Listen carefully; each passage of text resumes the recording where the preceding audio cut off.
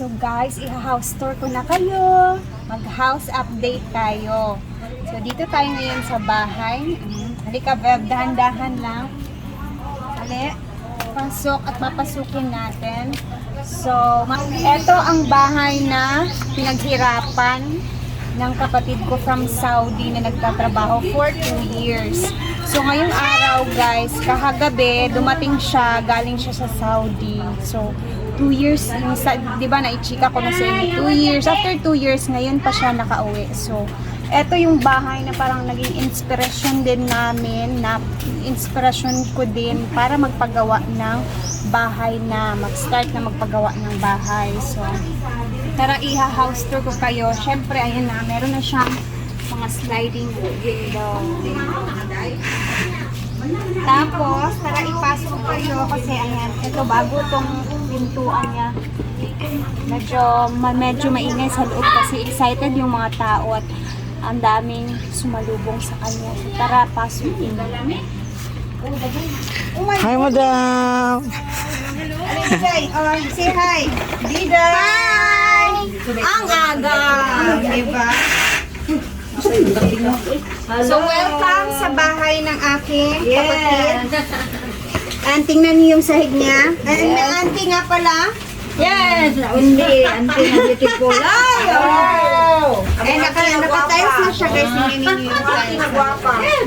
And si Mother, nandito si Mother. Ayan, si Mother. Ay, papasalubong. Mayroon na akong pasalubong. My sister.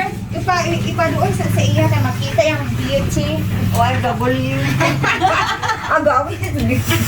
Ito naman yung mga, ito anak niya, yung mga pamangkin na Pichi, ang sinamagulangan. Kung mag-house tour ta sa iyang balay, ha? Mag-house tour tayo. Mag-house tour pagkaani. Ano mo sa taas? So, ano yung feeling? Anong feeling mo na, ayan, nakita mo na yung pinaghirapan mo dyan after 2 years? Oh, maayon din. Bahala. Tagalog, Day. Aw, sorry. Tagalog pala. Ang feeling talaga hindi ma-explain. Diba? Yeah. Walang nasayang sa pag-alis ko.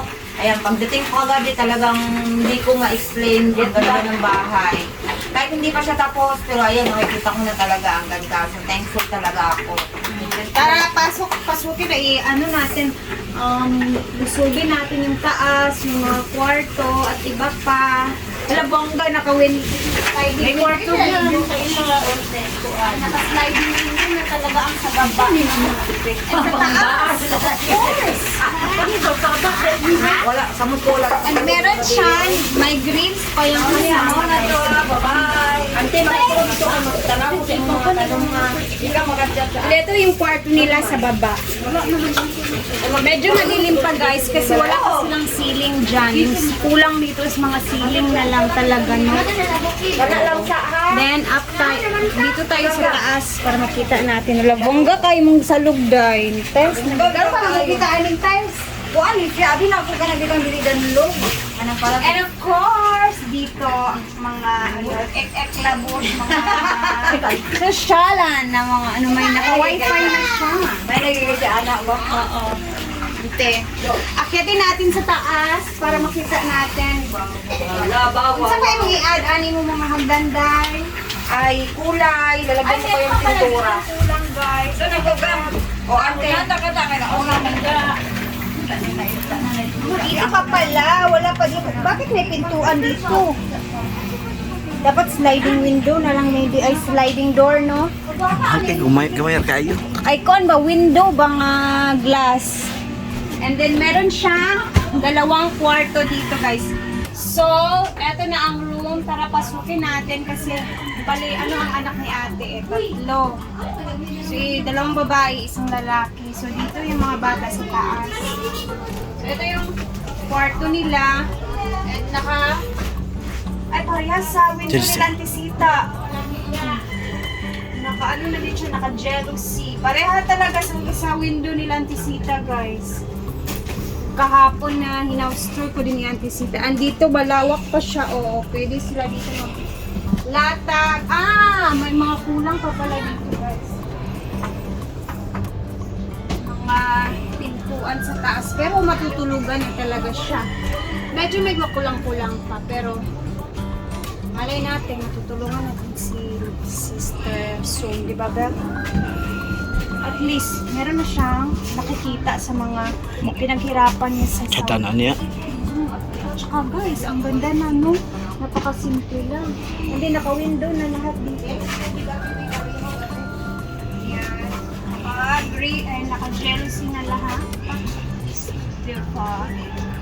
And dito din, naka-jealousy na. Eva. Abulin mo ng bintana. Ang lawak pala dito sa taas. Malawak-lawak naman pala dito sa taas. So, pwede pa dito mag-latag pero ano kung maglagay ng sala-sala, bab, no? Sala-sala. Ito kasi second floor. Ito talaga yung parang tinocus niya nung simula nung nagtrabaho siya sa Saudi. And then, ito yung parang nadagdag niya kasi last nung Una. kakapunta lang niya ng Saudi, first floor pa lang tong bahay niya. So, ito yung nadagdag niya talaga. Paunti-unti lang.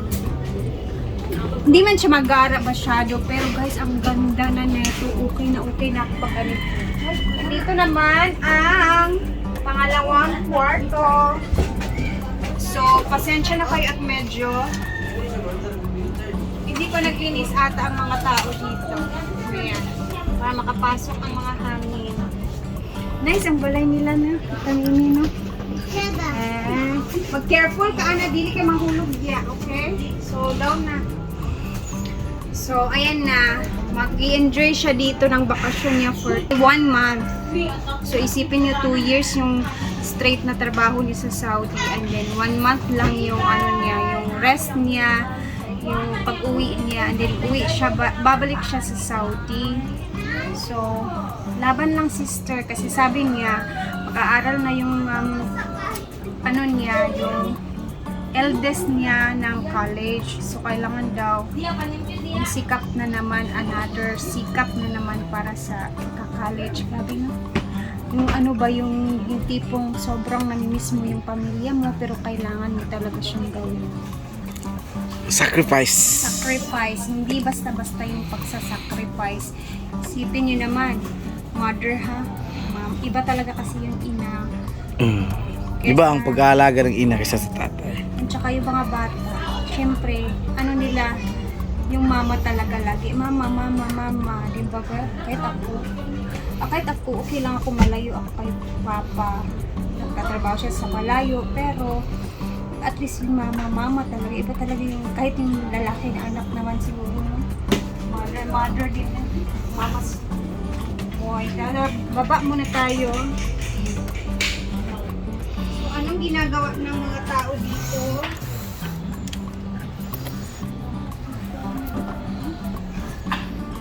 So, ano na sila dito? Ano, nag-share dapat sa lubong na siya. Look! Si mother. Anong pasalubong, mother? May relo at saka bracelet. Si Mani mo, Ito bracelet. Casio? Hulok ko. Ang aga ni mother nag-ano sa mga pasalubong niya. Ayan na si Diday. Nag-aantay po si Diday sa kanyang pasalubong. Hala, wow! Day necklace! Okay, hadlukan man na siya. Saan na ito? Pagkutang earring. Nangita siya sa pasalubong, Ter. Ngi, nag-apil-apil. Ya kakay. Wait lang si Anika dyan. Hala ka, wow, mga alahas pala yung mga pasalubong ni Tita Mimi. Hala, wow. Hali, abi? Wala mang kaibangan sa dalugan. Na, ikuan ba yan siya? Ikaw ni Bella ba no? Diday, ayan na po ang pasalubong niya. Wow, necklace, earrings, and ring. O, diba? Ako naman guys, meron akong paganto. Pangit nga lang yung kamay ko. Meron akong mga telamsik sa mantika. Sorry naman. Thank you, sister. Ibutang yung ikuan ni Diday. Asang And si mother is mayroon siyang relo, aniba pa. Day, gani pa. Ato ka. Your paper bag, your bag. Sit down. You want lollipop? You want this? Pinky nga, arisis. Daghan? Para pag-open, hindi mo kabalo. Si Mother, ang mga paborito ni Mother, ang mga borloloy. Hindi yun, ikulit ko panggang. Ano na? Na. Katawan, di ko hindi ka mga Sanhan naman.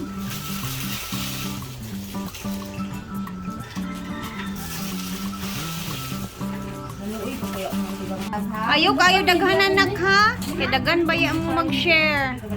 Bariya sila tanan me. pari-pariya sila ka Lay, uy. Ha? Lay. kahay. Ang lollipop ay chocolate si Tita Mimi. Kano sa makamubalik dito te? Unsa mga pitsaha?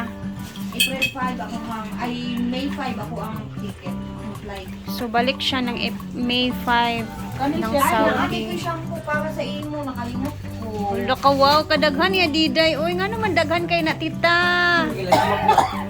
Oh, yan. Sakto lang tita. Ayaw kayo daghan na tita. Tinawag yan ay orange na lunchbox. Kasi maong. Ito yung dalaga niya. Siya sa mga malita. Kaka 18 years old lang. Kailangan mo dito sa mga malita. Mm. Nutella. Nay, nutay. Ipon sa Sama bag. na siya sa daya. Oh. Sana all. Mana Sa bag ang nutay. Tarunga. Si thank you ba? Ay, wala na po. Tarunga. Sa Arites. Kaya, ang yang galubaton, ang akong cellphone, doble pag kaayo ko ang kay Dita o ang kuan. Lord, Hala, sige na. Bye-bye na. Ako ay alis na. bye-bye. Bye. Salamat, Ter. Diyan na si Diday. So, ako hindi na magtatagal kasi and si Diday naman is andun naman si Lola niya. So, dyan na muna sila tatambay kasi banding-banding daw muna sila. So, ayan na. O, diba? May second floor na si sister. And, tara na guys at pupunta na tayo ng farm. See you later afternoon.